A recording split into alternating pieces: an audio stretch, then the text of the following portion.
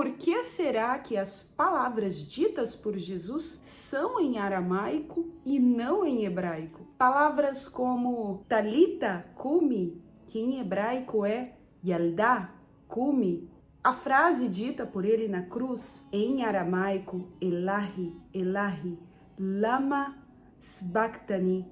Em hebraico, Elohi, Elohi, lama azavtani. Apesar das semelhanças nas palavras, o hebraico é um idioma e o aramaico é outro idioma. Mas antes da gente continuar nesse assunto, Shalom Haverim, olá amigos, Shmi Sara, o meu nome é Sara, eu sou a sua professora de hebraico, morei em Israel por muitos anos, na verdade fui para Israel pequenininha, foi lá onde eu aprendi hebraico e terminei todos os meus estudos. Hoje eu compartilho com você curiosidades sobre Israel, falo sobre Yeshua, sobre Jesus, porque eu sou cristã e creio nele. Não somente porque eu quero que você conheça esse canal e as curiosidades de Israel, mas porque eu falo de algo que eu creio. O povo de Israel sempre falou hebraico. Os profetas do passado, os heróis da Bíblia, na verdade a Bíblia em sua grande maioria foi escrita em hebraico. A Bíblia que você tem acesso aí na sua casa. O idioma original é o hebraico. Mas então como é que o aramaico veio parar entre o povo de Israel na boca das pessoas? Para a gente entender isso, nós temos que voltar na história. E uma história bíblica que você com certeza vai lembrar, vamos para a história de Daniel e seus amigos, Mesaque, Sadraque e Abednego. Você sabe que eles foram levados cativos para a Babilônia, não somente eles, mas todo o povo de Judá. Eu falo povo de Judá porque naquela época Israel já estava dividida. Na verdade, após a morte de Salomão, o reino de Israel se dividiu. Então tínhamos ali o reino de Judá, que ficava como capital Jerusalém, e o reino do norte, onde a capital era Samaria. Então eram reinos diferentes, apesar de ser o mesmo povo. Quando o exército de Nabucodonosor invadiu Jerusalém, destruiu o templo, roubaram utensílios sagrados, nessa época o povo foi levado como cativo, muitos cativos judeus, Daniel, seus amigos, e lá na Babilônia, em uma nova terra, em um novo país, com novos costumes e principalmente uma língua diferente, o povo de Israel passou a adotar esse idioma. As crianças que foram levadas para a Babilônia, crianças judias, começaram a usar esse novo idioma. As pessoas que iam nascendo, os bebês que foram crescendo naquele novo país, começaram a falar aramaico, esse novo idioma. E aos poucos, o hebraico começou a ser usado como um idioma somente para oração, um idioma somente para se comunicar com Deus ou para se comunicar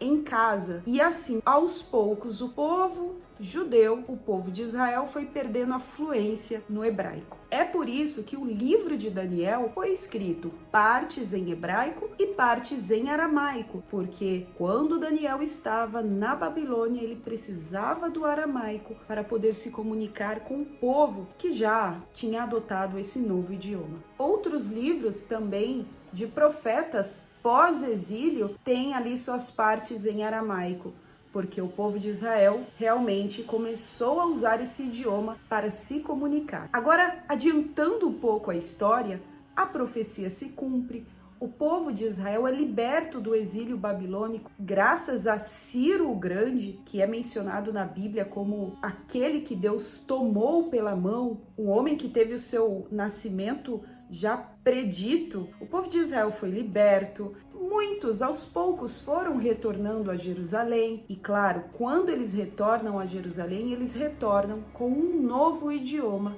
o aramaico. E é aí que já há anos e anos depois, na época de Jesus, nós vemos que o aramaico está na boca do povo. Aí você se pergunta, tá bom, Sara, mas Jesus então falava o hebraico ou não falava? Sim, gente, Jesus falava hebraico. Quando ele abre os textos bíblicos, por exemplo, ele abre o livro de Isaías, em uma sinagoga para poder dizer que aquela profecia se cumpriu, ele lê aquelas palavras em hebraico, porque os textos originais estavam em hebraico. O nome de Jesus, Yeshua, é original em hebraico e não em aramaico. É mais ou menos assim. O hebraico ficou restrito para orações, para leituras, um idioma mais caseiro, um idioma privado. E o aramaico era usado nas ruas, era usado no dia a dia do povo. Sem falar que o Império Romano era quem dominava aquela área nos tempos de Jesus. Então os romanos já falavam outro idioma, eles falavam o latim. Mas a gente tem outro vídeo sobre isso, se você quiser assistir, procure sobre o idioma que falava Jesus. Mas nesse vídeo a gente quer esclarecer da onde surgiu o aramaico. Por exemplo, as palavras que Jesus disse na cruz, meu Deus, por que me desamparaste? Na verdade, era um cumprimento de uma profecia, porque eram palavras que já haviam sido ditas por quem? Por Davi. Em Salmos 22, Davi menciona essas palavras em hebraico, que são assim: Eli, Eli, lama azavtani. Em aramaico é Elahi, Elahi, lama sabachthani.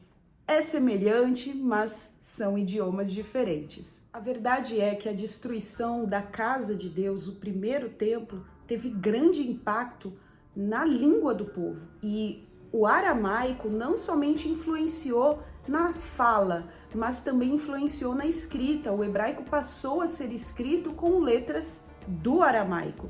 Antes, eles usavam letras fenícias, é isso mesmo.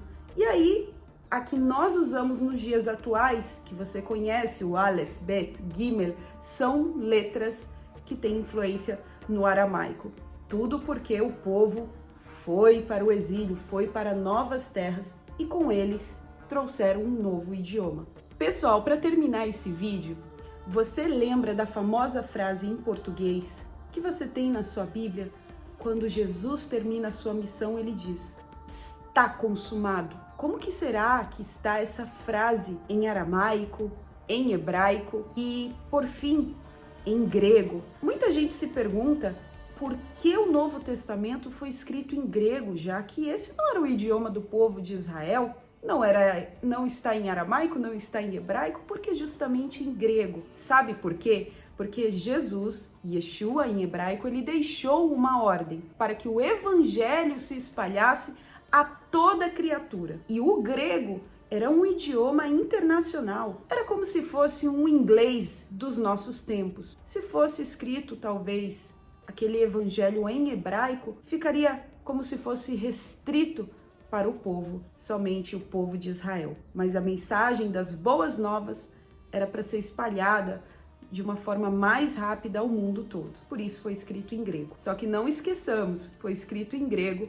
por judeus. Mas e aquela frase, está consumado, que em grego está tetelestai, em aramaico, nishlem, em hebraico, nishlam, muito parecido hebraico e aramaico. Agora, o que significa isso no original? Em hebraico, nishlam é algo que está pago, algo que já foi liquidado, uma dívida paga. Até hoje, em hebraico, se você quiser falar que algo está pago, você usa essa mesma frase. Nishlam, foi pago, e o mesmo sentido tem em grego também. Ou seja, a dívida foi paga. E se você não tomou posse ainda dessa bênção, dessa fé que salva a tua alma, talvez é porque te falta crer, porque a parte dele ele já fez. Me diz aqui embaixo nos comentários se você sabia disso, que o povo de Israel falava tanto hebraico como aramaico. Muitos deles tinham mais fluência no aramaico do que no próprio hebraico. E olha só, se você quer aprender hebraico, eu tô dando aulas ao vivo, viu?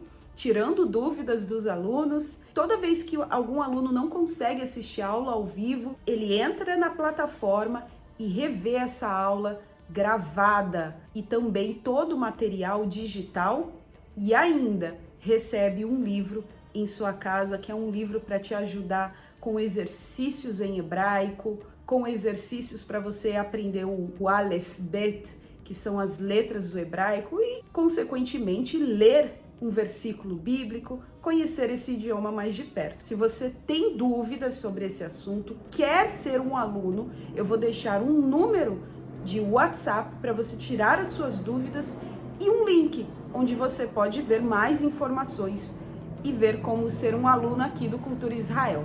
Se você ficou até aqui nesse vídeo, Toda Rabá, Leitraot!